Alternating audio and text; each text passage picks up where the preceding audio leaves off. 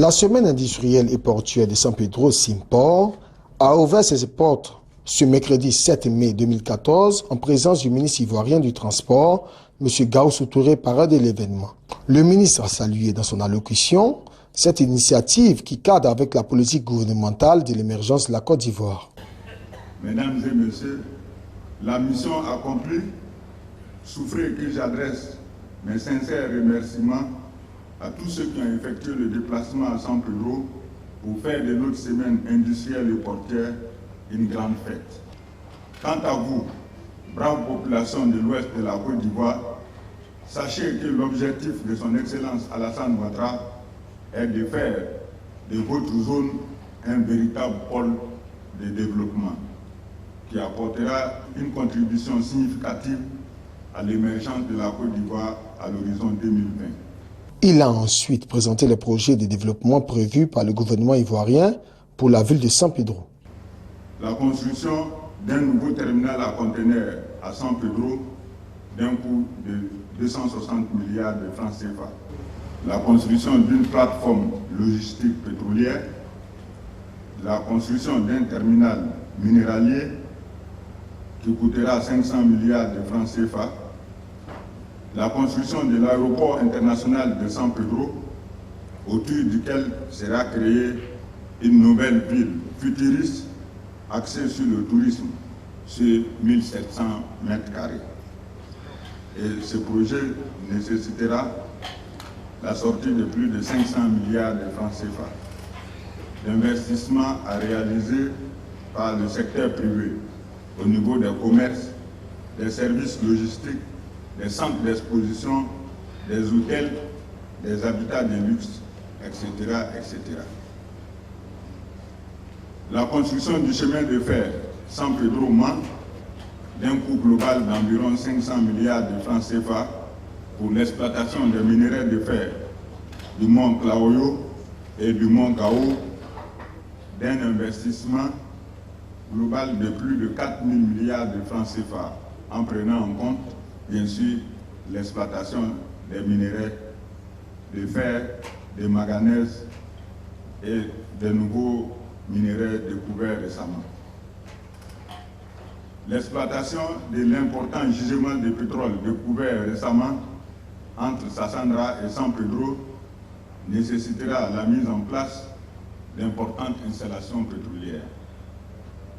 Enfin, la construction de la gare routière internationale de San Pedro sur 25 hectares d'un coût de 40 milliards de francs CFA. En effet, le ministre Gaussou Touré a annoncé qu'un investissement à hauteur de 6 000 milliards est prévu pour la ville de San Pedro. Selon lui, la première réalisation sera la création de l'aéroport international de San Pedro.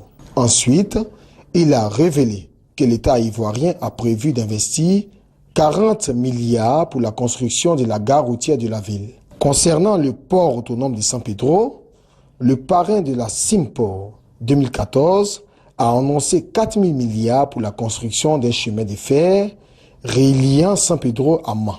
Dans son discours d'ouverture, le directeur général du port autonome de San Pedro, M. Hilaire Lamizana, a présenté les performances économiques enregistrées par le port depuis 2010. Le développement du port impacte les activités économiques elles-mêmes, qui elles-mêmes influent sur le trafic portuaire et partant donne naissance à un pôle économique régional.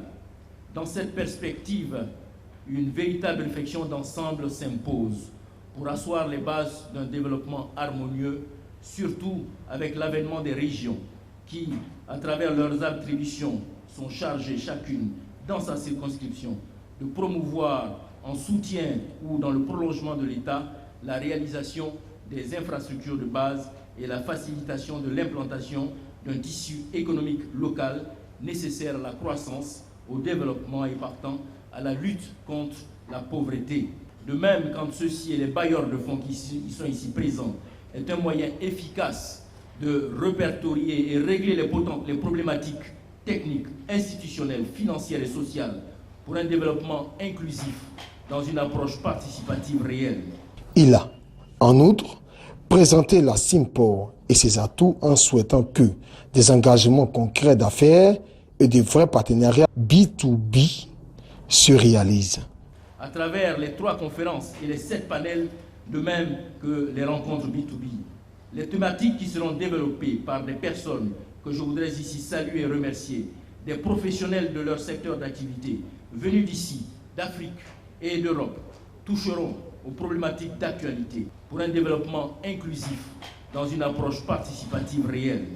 C'est l'objectif visé par la CINPOR 2014. On retiendra donc que l'ouverture de la première édition de la CINPOR a connu un engouement des entreprises et des populations. Elle a été marquée par la coupure officielle du ruban, suivie d'une visite des stands des autorités,